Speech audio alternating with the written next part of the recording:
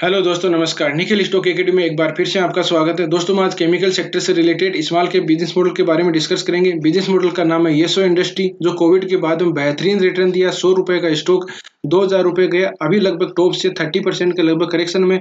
ये जानने की कोशिश करेंगे कि आने वाले समय में एक क्या बेहतरीन रिटर्न दे सकता है, उसका बिजनेस मॉडल, फंडामेंटल, Q3 के रिजल्ट, टेक्निकल चार्ट के थ्रू समझने की कोशिश करेंगे कि क्या अभी इसमें बाइंग अपॉर्चुनिटी बन सकती है या वेट करना चाहिए। डिटेल से एनालिसिस करेंगे और दोस्तों ये भी जानने की कोशिश करेंगे कि चार्ट को किस तरह से रीड किया जाता है। सबसे पहले आपको ट्रेंड पहचानना होता है। 3 तरह के ट्रेंड होते हैं। सपोर्ट एंड रेजिस्टेंस 4 तरह के होते हैं, जैसे horizontal line, trend line, moving average, Fibonacci retracement. और आरएसआई में डाइवर्जन, पॉजिटिव डाइवर्जन और नेगेटिव डाइवर्जन किस तरह से देखे जाते हैं। दोस्तों, वीडियो को पूरा देखने के बाद में आप खुद डिसाइड कर पाओगे कि अपने को इसमें स्टॉक में अभी बाइंग अपॉर्चुनिटी करनी चाहिए या नहीं करनी चाहिए। तो दोस्तों, वीडियो को पूरा जरूर देखिए। वीडियो थोड़ा बड़ा हो सकता है। अपन टाटा इलेक्सी स्टॉक, पीडीलाइट, आईएक्स और डॉक्टर लालपत लैब के बारे में डिस्कस किया है। अगर आप इन स्टॉक में पहले से इन्वेस्ट हो या फ्रेश बाइंग करना चाहते हो, एक्युमुलेट करना चाहते हो, तो एक बार इन वीडियो को जरूर देखिए। चैनल पर नए हो तो चैनल को सब्सक्राइब जरूर कीजिए, बेल आइकन के ऑल पर जरूर क्लिक कीजिए, जिससे कि नया वीडियो आने पर आपके पास नोटिफिकेशन सबसे पहले। अब चलते हैं दोस्तों बिजनेस मॉडल पर। येसो इंडस्ट्री की स्थापना 1993 में की गई थी। इसका हेड ऑफिस है बॉम्बे में है। इनके 3 प्लांट है, जो वापी में है और वलसाड में। दोस्तों, ये केमिकल का अलग अलग तरह के केमिकल का मैन्युफैक्चरिंग करते हैं। किस तरह के केमिकल का मैन्युफैक्चरिंग करते हैं अपन देखते हैं। प्रोडक्ट की बात करें, अरोमा केमिकल होता है। अरोमा यानी सुगंध का chemical. Food antioxidant, rubber chemical और pre dispense rubber chemical, lubricant, एडिक्टिव और स्पेशल केमिकल। हम पहला बात करते हैं अरोमा केमिकल। अरोमा केमिकल कौन सा होता है दोस्तों? इसमें की सुगंध आती है, जो मतलब कि Yesso industry market leader in the supply of clue oil and it derivative. मतलब क्लू ऑयल होता है जो इसे लौंग का तेल बोलते हैं, उसको ये बोलते हैं।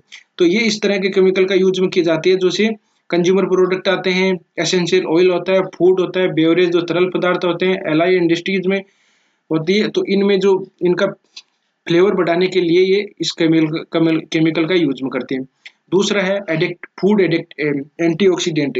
फूड एंटीऑक्सीडेंट मतलब कि फूड जो अपन बनाते हैं घर पे, उनमें अगर आप ये जान पाओगे कि इसमें खराब नहीं हो, तो इसमें खराब नहीं हो उसके लिए एंटीऑक्सीडेंट केमिकल यूज में किए जाते हैं।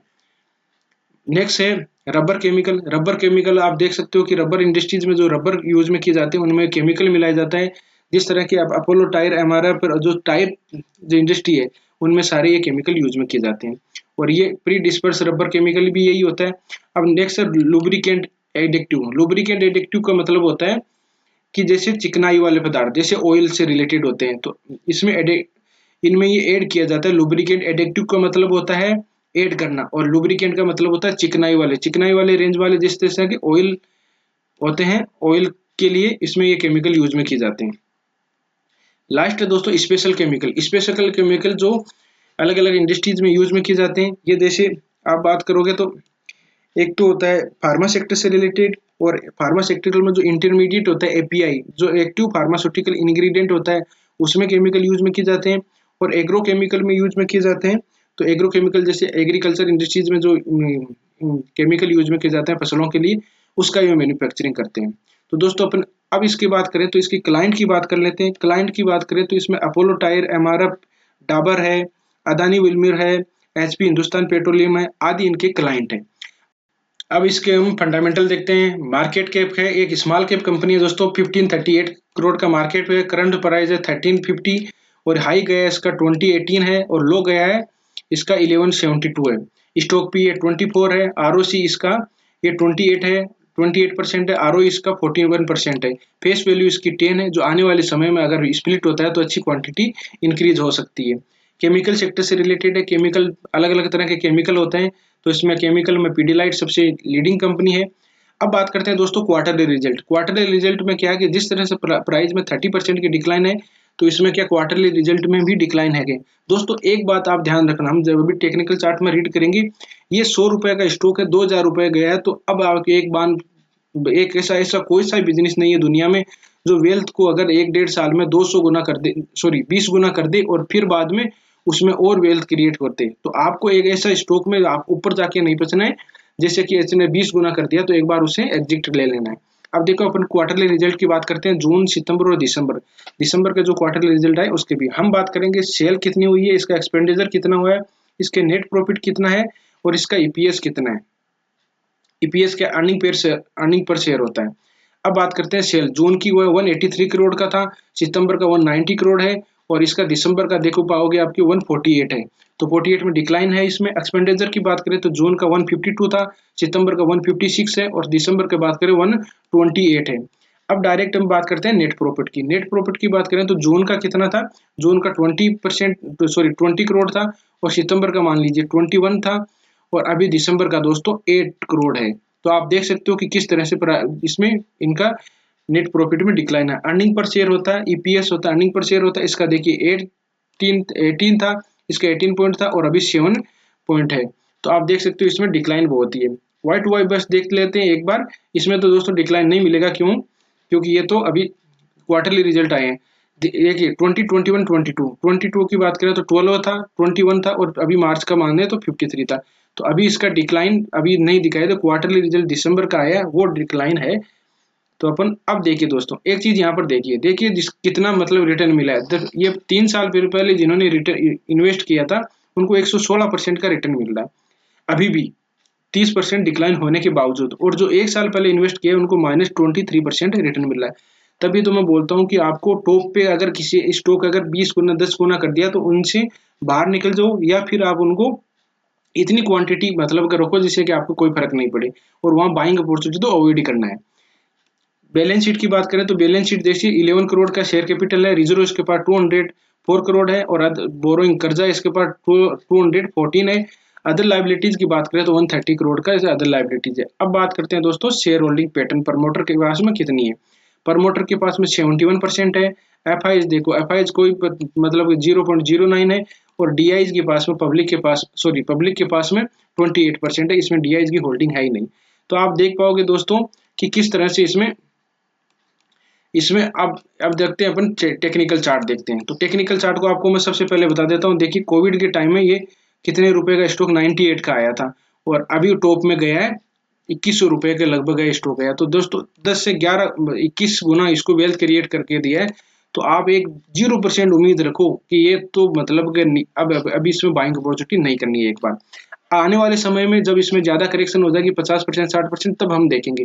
लेकिन अब टेक्निकल चार्ट को किस तरह से रीड किया जाता है उसके बारे में देखते हैं। दोस्तों ट्रेंड पहचान होता है, 3 तरह के ट्रेंड होता है, एक अप ट्रेंड होता है, एक डाउन ट्रेंड होता है, एक साइडवेज होता है।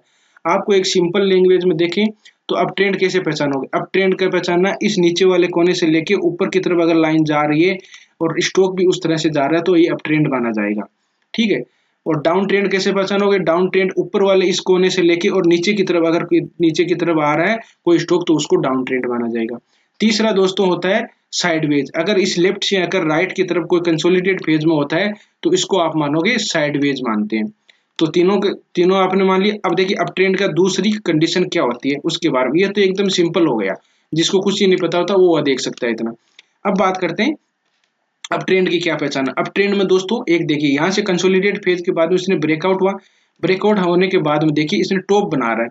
इसको एक को मैं टॉप मान लेता हूँ और उसके नेक्स्ट जो टॉप है उसको मैं मान लेता हूँ हायर टॉप। ध्यान रखना अपर टॉप जब अप ट्रेंड होता है उसमें हायर लगता है और जब डाउन ट्रेंड होता है उसमें लोअर लगता है, दोनों टॉप हो चाहे लोअर हो। अब यहाँ पर टॉप माना, इसको अपन ऊपर वाले को हायर टॉप मानूंगा। अगर यहाँ पर ये बॉटम था, ठीक है, ये बॉटम था तो इसको ऊपर वाला बॉटम होगा वो हायर बॉटम होगा, पहले वाले से ऊपर होगा तो हायर बॉटम होगा। इस तरह से आप देख सकते हो कि हायर टॉप, ये हायर टॉप है, ये बाद में हायर बॉटम है, इस वाले से इसमें हायर बॉटम हो गया। तो हायर टॉप हायर बॉटम इसमें बनते जा रहे हैं। टॉप लगाया था फरवरी 22 में, इसमें टॉप लगाया था 2000 के लगभग। लगाने के बाद में दोस्तों ये कंसोलिडेट पेज में नीचे की तरफ आया। अब देखिए नीचे की तरफ आया, इसको मैं टॉप मान लेता हूँ, इसको मैं मानता हूँ लोअर टॉप, ठीक है, लोअर टॉप। और बाद में नीचे की तरफ आया तो लोअर बॉटम। ऊपर की तरफ गया दोस्तों, ये ऊपर की तरफ गया लेकिन जो पहले का टॉप था उसको ब्रेकआउट नहीं कर पाया। ब्रेकआउट क्या, रेजिस्टेंस पहले ही मिल गया इसको और नीचे की तरफ वापस आ गया। ये कंसोलिडेट फेज में रहा यहाँ पर। ये एक मान सकते हो कि कंसोलिडेट फेज ही चल रहा है अभी, ठीक है। डाउन ट्रेंड इसका सही रियल में स्टार्ट नहीं हुआ। डाउन ट्रेंड कब ज्यादा स्टार्ट होगा, जब ये बॉटम बना हुआ है ना, इसको नीचे की तरफ गया। अब इसमें एक बार आप ध्यान से देखोगे, इसने टॉप बनाने के बाद में नीचे आया, इसको आप लोअर, इसको टॉप बनाओगे, लोअर टॉप लोअर बॉटम। ऊपर की तरफ गया है देखो यहाँ पर, लेकिन पहले वाला टॉप था ना उसको ब्रेकआउट नहीं कर पाएगा, तो इसको अपन लोअर बॉटम लोअर टॉप मानेंगे। और फिर बाद में नीचे आया तो ये दोस्तों इससे नीचे आएगा, ठीक है, यहाँ आया तो ये नीचे आएगा, तो इसको अपन मानेंगे लोअर बॉटम। अगर इसके ऊपर जा सकता है ये जाएगा, लेकिन ये जो टॉप बना हुआ है इससे ऊपर नहीं जाना चाहिए। ध्यान रखना, प्राइस है 1735 का मतलब 40 मान लीजिए, या 45 कितने मान सकते हो, 1750 मान लीजिए। तो इसको अगर ब्रेकआउट करेगा तब इसमें आप ट्रेंड चेंज होने की पॉसिबिलिटी बनती है, उससे पहले तो कोई पॉसिबिलिटी नहीं बनती। ये यहाँ जाके आएगा ऊपर, इससे ऊपर नहीं जाएगा, ये यहाँ जाके आएगा, फिर नीचे आता है तो ध्यान रखना इससे नीचे आएगा। तो ट्रेंड को देख के अपने को अभी नहीं लग रहा कि कोई ट्रेंड चेंज होगा। अब मैं आपको एक ट्रेंड जो कैंडल स्टिक पैटर्न है उसके बारे में बताता हूँ, जो ट्रेंड रिवर्स वाली कैंडल स्टिक है। देखिए दोस्तों, ट्रेंड रिवर्स हुआ है, वहां देख लीजिए, देखिए यहाँ पर छोटी छोटी कैंडल बनी है, ये डोजी टाइप की कैंडल है। एक बात ध्यान रखना कि जहां पर डोजी कैंडल बनती है उसको अपन अलर्ट हो जाना कि यहाँ पर कुछ ना कुछ हो सकता है। देखो यहाँ पर डोजी कैंडल बनी है, यहाँ पर भी डोजी कैंडल बनी है, यहाँ पर भी डोजी कैंडल बनी है, और इसके बाद में यहाँ पर डोजी कैंडल बनी है। तो अब इसमें ट्रेंड देखिए, यहाँ पर इस फॉर्मेशन को क्या मानोगे आप? आपको ये बताते हैं, एक रेड कैंडल, ये 4 डोजी कैंडल बनी, एक ग्रीन कैंडल, तो इसको दोस्तों बोलते हैं मॉर्निंग डोजी स्टार फॉर्मेशन।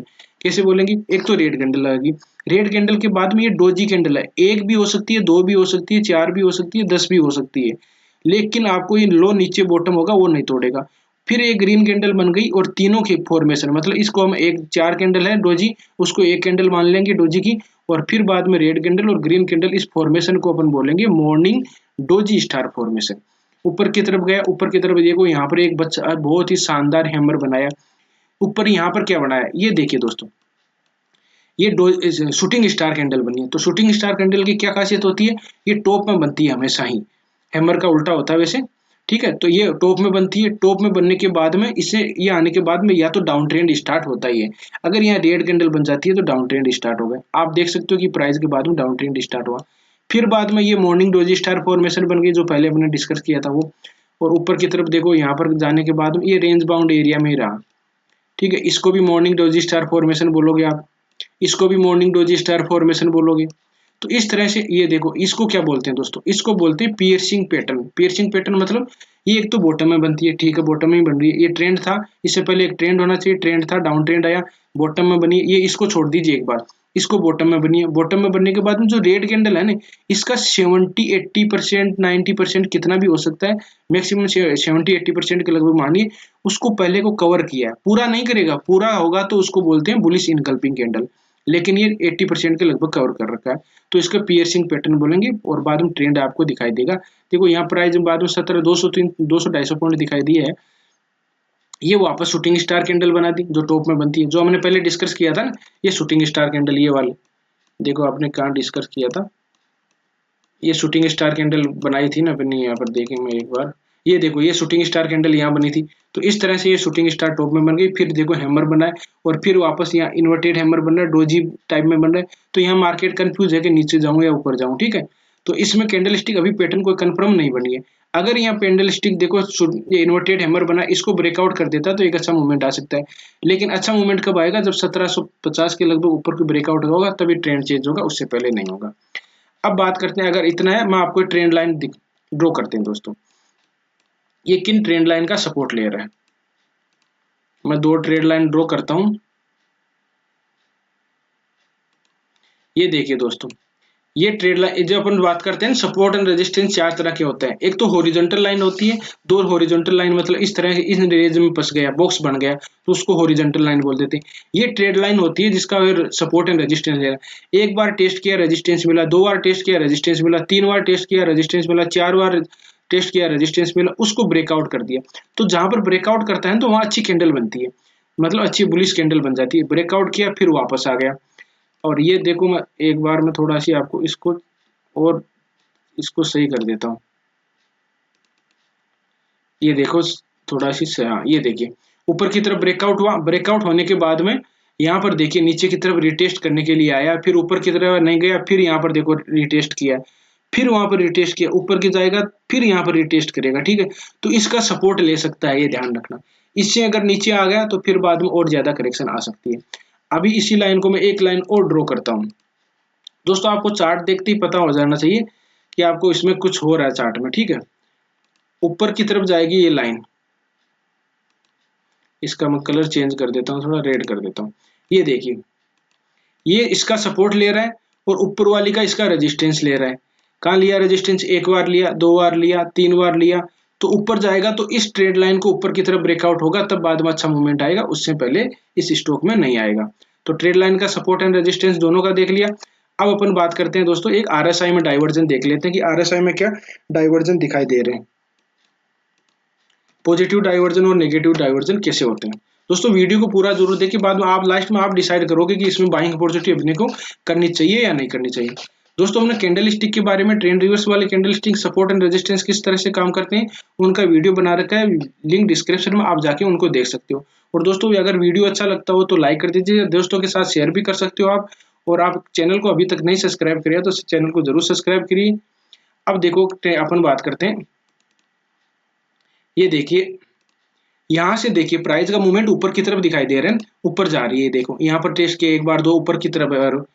अब आरएसआई में देखोगे तो प्राइस में तो यहाँ से देखो, यहाँ पर एक कंसोलिडेटेड फेज दिखाई दे रहा है, तो इसको बोलते हैं दोस्तों, क्या बोलते हैं, ये देखिए। और यहाँ पर तो डाउन और आ गया, यहाँ पर नीचे की तरफ देखोगे तो डाउन और आ गया, ठीक है। तो ये इसको बोलते हैं नेगेटिव डाइवर्जन, जो नीचे की तरफ है। अब बात करते हैं यहाँ पर, ये प्राइस में बाद में देखते हो आप कितनी डिक्लाइन आया, और कोई भी मूवमेंट होता है तो आपको छोटे टाइम फ्रेम में दिख जाएगा। अब बात अभी की कर लेते हैं कि आरएसआई में अभी डाइवर्जन दिखाई दे रहे हैं नहीं दे रहे। ये देखिए दोस्तों, प्राइस एक कंसोलिडेट फेज में है, ठीक है, लेकिन आरएसआई में आपको थोड़े बहुत डाइवर्जन दिखाई दे रहे हैं। ये देखो प्राइस का मूवमेंट ऊपर की तरफ ही दिखाई दे रहा है। अगर मैं इसको लाइन चार्ट में कन्वर्ट करूं तो ये देखिए थोड़ा बहुत नीचे ही आया है, ठीक है। और आरएसआई में डाइवर्जन दिखाई दे रहे हैं नेगेटिव, इसको बोलते हैं पॉजिटिव डाइवर्जन, मतलब ऊपर की तरफ जा रहा है। तो दोस्तों इस तरह से आप स्टॉक में ये देख सकते हो, लेकिन मूवमेंट आएगा तो ये ध्यान रखना, मूवमेंट आएगा तो इससे ऊपर नहीं जाना चाहिए। जो अपने एक तो ट्रेड लाइन ड्रॉ की वहां तक नहीं जाएगा है, इससे जो टॉप बना हुआ इस यहाँ तक ही नहीं जाएगा, यहाँ ही जाके रुक जाएगा, फिर नीचे आएगा। क्योंकि दोस्तों इसने 100 रुपए का स्टॉक 2000 रुपए कर दिया तो ये वैल्यू को एडजस्ट करेगा। एक हमेशा ध्यान रखो, अगर उसने अच्छा वेल्थ क्रिएट करके दे दिया तो उस स्टॉक से बाहर निकल जाओ आप, ठीक है। इस हिसाब से अब अपन करते हैं फिबोनाची रिट्रेसमेंट, जो सपोर्ट एंड रेजिस्टेंस का काम करती है। मैं यहाँ से देख लो, यहाँ से एक बॉटम पकड़ लेते हैं और ये टॉप पकड़ लेते हैं दोस्तों। फिबोनाची रिट्रेसमेंट किस तरह से काम करते हैं दोस्तों, ये 5 पॉइंट होते हैं इसमें, मैं आपको बता देता हूँ। 23%, 38%, 50%, 61%, 78%। कोई स्टॉक अप ट्रेंड में होता है तो वो डाउन ट्रेंड में कितना आ सकता है, मतलब रिट्रेसमेंट कितनी कर सकता है, करेक्शन कितनी कर सकता है, आप इस फिबोनाची रिट्रेसमेंट से समझ सकते हो। एक सपोर्ट एंड रेजिस्टेंस का ही टूल है ये। अब आप बात करोगे, देखो ऊपर की यहाँ टॉप लगाया, फिर वापस नीचे आया, एक बार सपोर्ट लिया इसने, 2 बार सपोर्ट लिया, नीचे की तरफ इसने ब्रेक डाउन किया, और फिर सपोर्ट कौन सा ले लिया, यहाँ पर देखिए पहले एक तो रेजिस्टेंस भी था यहाँ पर, और दूसरा फिबोनाची रिट्रेसमेंट की 38% की अपनी रिट्रेसमेंट थी, वहां तक आया, फिर ऊपर की तरफ गया, यहाँ पर सपोर्ट मिला है कि कौन सा, एक तो पहले वाले सपोर्ट से पहले नीचे आएगा, अपनी ट्रेड लाइन भी थी, तीसरा यहाँ पर ये 23% की रिट्रेसमेंट भी थी। फिर बाद में देखो दोस्तों नीचे आया, नीचे सपोर्ट कहाँ मिला, ये देखिए सपोर्ट यहाँ मिल गया इसको 38% की रिट्रेसमेंट। ऊपर की तरफ रेजिस्टेंस कहाँ मिला, 23% पर रेजिस्टेंस मिला। अब नीचे की तरफ आया है, ठीक है, नीचे की तरफ एक बार आके भी आया, टेस्ट तो करके नहीं गया, फिर वापस यहाँ पर कंफ्यूज में। अब देखो मैं आपको लाइन ड्रॉ कर देता हूँ, ये देखिए यहाँ पर रिट्रेस्ट करने के लिए आया है, थोड़ा ऊपर भी जा सकता है, लेकिन यहाँ पर एक बार दोस्तों इसमें पॉसिबिलिटी बनती है कि 1150 के लगभग ये स्टॉक आने की पॉसिबिलिटी है। हम ऐसे स्टॉक को जैसे ये 30% का टॉप से करेक्शन में है, लेकिन दोस्तों कई ऐसे स्टॉक हैं जो आपको टॉप में मिल रहे होंगे, लेकिन आपको उसको टॉप वाले को बाइंग नहीं करना है, ठीक है। जो 50% 70% के लगभग करेक्शन में, उनमें बाइंग अपॉर्चुनिटी देखनी है। क्यों कि वो एक बार करेक्शन कर दिया, इसे अच्छा रिटर्न दे दिया तो वो अपने को वैल्यू को एडजस्ट करेगा, पक्का करेगा। आप कोई सा स्टॉक देख लिया, अदानी वाले गिरे हैं तो अदानी वाले तो ऐसे ही गिरते, वो तो कितना वेल्थ क्रिएट करे। एक स्टॉक आपने नाम सुना होगा, ग्रीन पैनल इंडस्ट्री, जो 625 रुपए का स्टॉक था वो 600 रुपए चला गया, अभी वो करेक्शन में, वो तो होना ही, इतना तो होगा बाद में। तो यहाँ पर आए, यहाँ पर इस रेंज में ये स्टॉक रह सकता है, नीचे आएगा तो अपने ट्रेंड लाइन थी उसका सपोर्ट ले सकता है। अभी इसमें हम बाइंग अपॉर्चुनिटी नहीं देखेंगे, वेट करेंगे दोस्तों, इतना जल्दबाजी नहीं करनी है अपने को। अगर चला भी जाए 20 गुना 22 गुना दे दिया तो अब कौन सा दे देगा, नीचे ही रहेगा ये, इतना नहीं जाएगा, ठीक है। तो और पहले से इन्वेस्ट है भाई, उनको होल्ड कर सकते हो आप, और ऐसे स्टॉक में आप बाइंग अपॉर्चुनिटी नहीं करनी चाहिए मेरे हिसाब से, क्योंकि जो 20 गुना वेल्थ क्रिएट करके दे दिया उसमें आप बाइंग अपॉर्चुनिटी एक बार वेट करो। नीचे की तरफ आएगा, नीचे की तरफ आएगा तो यहाँ से आप सपोर्ट ले सकते हो। तो दोस्तों इस तरह से आप स्टॉक में दोनों में इसमें रणनीति बना सकते हो। आप खुद अब डिसाइड कर पाओगे कि 20 गुना वेल्थ क्रिएट करने के बाद में क्या स्टॉक ये ज़्यादा, ऐसा कोई सा बिजनेस नहीं है जो 20 गुना वेल्थ क्रिएट करने के बाद में आपको एक अच्छा रिटर्न दे सकता है। तो दोस्तों इस तरह से स्टॉक में रणनीति बना सकते हो। मेरे हिसाब से वेट करना चाहिए। अब अगर 11:30 के लगभग 50 के लगभग मिलेगा, फिर बाद में एक और कैंडल स्टिक पैटर्न बनाएगा, ट्रेंड रिवर्स वाली कैंडल स्टिक पैटर्न बनाएगा, तब हम जाके देखेंगे। हो सकता है ये नीचे 61% पर मिल जाए। अभी प्राइस 900 के लगभग है, लेकिन हो सकता है, आ सकता है 60 कितना परसेंट, मतलब 60% के लगभग करेक्शन होगी फिर। तो यहाँ पर एक तो यहाँ पर लेफ्ट में देखिए इसका सपोर्ट भी है और यहाँ पर बाद में रेजिस्टेंस है। तो अभी बाइंग अपॉर्चुनिटी अभी नहीं देखेंगे, वेट करेंगे। लेकिन यहाँ पर जब एक अच्छा, इसका बिजनेस मॉडल अच्छा है, फ्यूचर ग्रोथ भी अच्छा है, लेकिन यहाँ नीचे आएगा तब हम बाइंग अपॉर्चुनिटी देखेंगे दोस्तों। कोई कैंडल स्टिक पैटर्न बनेगा, ट्रेंड रिवर्स वाली होगी, अपने ट्रेंड लाइन को ब्रेकआउट करेगा, तब हम जाके देखेंगे। तो दोस्तों इस तरह से स्टॉक में रणनीति बना सकते हो आप, और अब आप खुद डिसाइड कर पाओगे कि इसमें अपने को क्या करना है। दोस्तों ये एजुकेशन पर्पज से वीडियो बनाया गया। किसी स्टॉक में बाय या सेल करने से पहले अपने फाइनेंशियल एडवाइजर से जरूर सलाह मशवरा कीजिए। दोस्तों किसी स्टॉक के बारे में एनालिसिस चाहते हो, आप फंसे हो तो कमेंट में जरूर बताइए, उसके बारे में हम डिस्कस करेंगे। वीडियो अच्छा लगा हो तो लाइक कर दीजिएगा, और जो हमारे नए मेहमान हैं अभी तक चैनल को सब्सक्राइब नहीं किया है, वो चैनल को सब्सक्राइब करके जरूर जाना। मिलते हैं नेक्स्ट वीडियो में, तब तक के लिए दोस्तों बाय बाय।